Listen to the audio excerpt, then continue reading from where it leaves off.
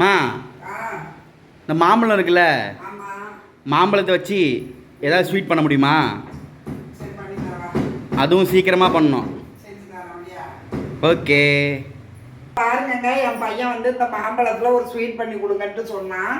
சரி, இந்த மாம்பழம் வச்சு ஏதாவது ஒரு ஸ்வீட் செய்யலாம் அப்படின்னு சொல்லிட்டு நான் ரெடி பண்ணிட்டு இருக்கேன். அது என்ன ஸ்வீட்டுங்கிறத பார்ப்போம் வாங்க. நான் வந்து இந்த மாம்பழத்தை நல்லா கழுவி வச்சுருக்கேங்க.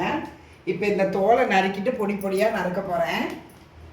நான் வந்து ஒரு அடிகனமான பாத்திரத்தை எடுத்து வச்சுக்கிட்டேன் ஃப்ரெண்ட்ஸ். இங்கே பாருங்கள், 1/4 கிலோ ரவை நான் எடுத்திருக்கேன். இந்த ரவையை வந்து நான் நல்லா வறுத்துக்கிடுறேன். இது வறுக்கும்போது கொஞ்சம் நெய் ஊற்றி வறுக்கணும் ஃப்ரெண்ட்ஸ்.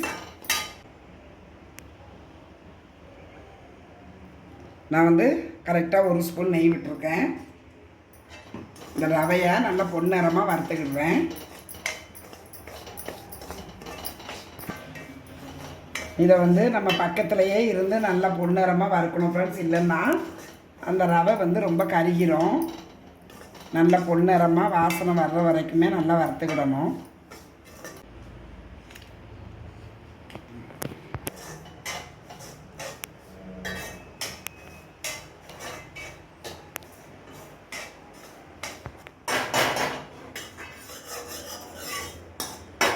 இந்த ரவை வந்து நல்லா வறுபட்டுட்டு ஃப்ரெண்ட்ஸ். நான் வந்து என்ன பண்ணிட்டேன்னா அதை வந்து ஒரு தட்டில் அப்படியே மாற்றிக்கிட்டேன். அதே பாத்திரத்தை எடுத்து வச்சுட்டு நான் வந்து ஸ்டவ்வை வந்து கொஞ்சம் வேகமாக வச்சுக்கிட்டேன் ஃப்ரெண்ட்ஸ். இங்கே பாருங்கள், நான் வந்து ஒரு 2 ஸ்பூனு நெய் விடுறேன். இந்த ஏலக்காவை நல்லா இந்த கல்லில் நுணுக்கிக்கிட்டேன் ஃப்ரெண்ட்ஸ். இப்போ வந்து இந்த முந்திரி திராட்சை எல்லாத்தையுமே நம்ம இதில் கொஞ்சம் பொரித்து எடுத்துக்கிடுவோம்.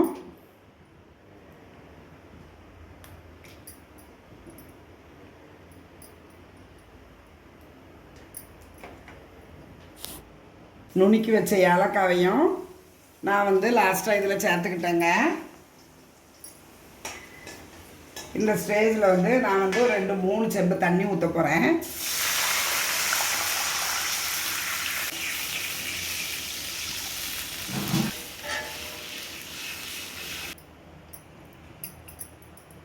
இந்த மாம்பழத்தை நல்லா பொடியாக நறுக்கி வச்சுக்கிடுவேன்.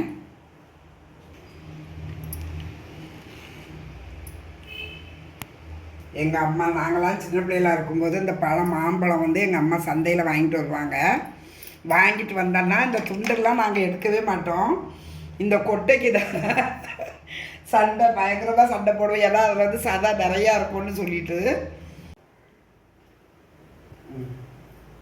இது ஃபுட் கலர் தான். இது இல்லாமையும் செய்யலாம் ஃப்ரெண்ட்ஸ். நான் வந்து லைட்டாக ஒரு 1/4 ஸ்பூன் போல் சேர்த்துக்கிடுறேன். வீடியோவுக்காக எல்லோ கலர் லெமன் ஃப்ளேவர் தான் சேர்த்துருக்கேன் இதில். இந்த தண்ணியில் தண்ணி நல்லா கொதிக்க ஆரம்பிச்சிட்டு இந்த ஸ்டேஜில் வந்து நான் வறுத்து வச்சுருக்க ரவையை இந்த தண்ணியில் அப்படியே சேர்த்துக்கிடுறேன் ஃப்ரெண்ட்ஸ். இந்த தண்ணியிலையே இந்த ரவை நல்லா வேகட்டும். கட்டி இல்லாமல் மொத்தமாக கொட்டிடக்கூடாது, கொஞ்சம் கொஞ்சமாக.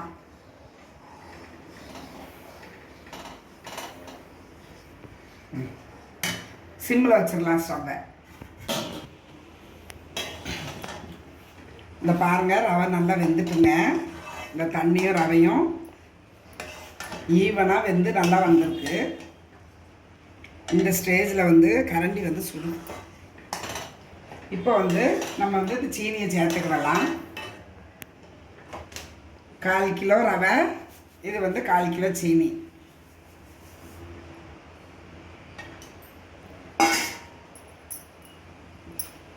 இது இனிப்பு பத்தாது, இன்னும் கொஞ்சம் சேர்க்கணும். 1/4 கிலோ போட்டேங்க. 1/4 கிலோ சீனி வந்து 1/4 கிலோ ரவைக்கு 1/4 கிலோ சீனி பத்தாது, கொஞ்சம் கம்மியாக இருக்கும். எக்ஸ்ட்ரா ஒரு 100. நான் வந்து 350 கிராம் சர்க்கரை சீனி வந்து இந்த கேசரிக்கு சேர்த்துருக்கேன்.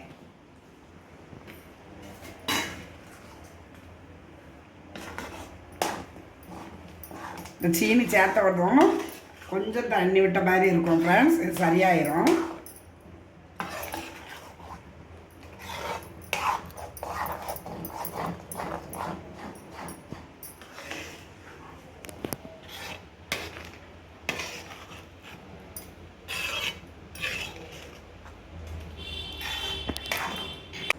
சீனி எல்லாம் சேர்ந்தது எல்லாமே நல்லா மிக்ஸ் ஆகிடுச்சு ஃப்ரெண்ட்ஸ். அவ்வளோதான்.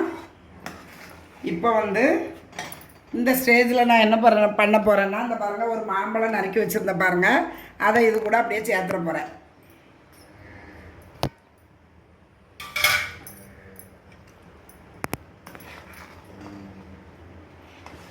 இது வந்து அந்த ஹீட்லேயே இந்த மாம்பழம் நல்லா வெந்துருங்க. டேஸ்ட் வந்து அல்டிமேட் வேறு லெவலில் இருக்கும்னு நினைக்கிறேன். மாம்பழத்தை வச்சு கொஞ்சம் டிஃப்ரெண்ட்டாக கேசரி பண்ணலாம் அப்படின்னு சொல்லிட்டு நான் பண்ணினேன் ஃப்ரெண்ட்ஸ்.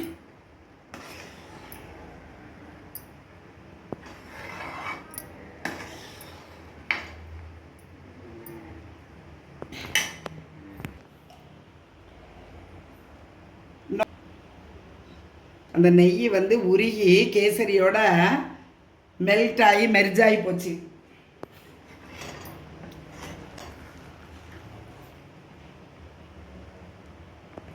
ஓகே ஃப்ரெண்ட்ஸ், மாம்பழ கேசரி ரெடி ஆகிட்டு குயிக்காக 5 நிமிஷத்தில் பண்ணுற மாதிரி தான் நான் செஞ்சுருக்கேன் ஃப்ரெண்ட்ஸ். சாப்பிட்டு பார்த்துட்டு டேஸ்ட் எப்படி இருக்குங்கிறத நான் சொல்கிறேன் ஃப்ரெண்ட்ஸ் உங்களுக்கு.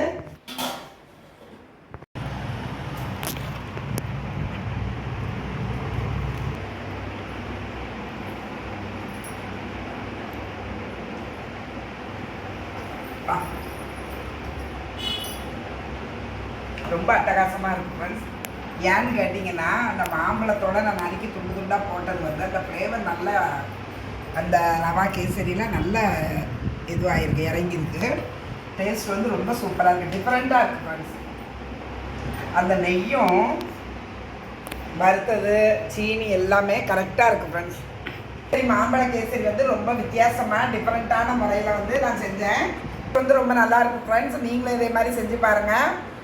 நம்ம வேறு ஒரு வீடியோவில் மீட் பண்ணுவோம். தேங்க்யூ, பாய்.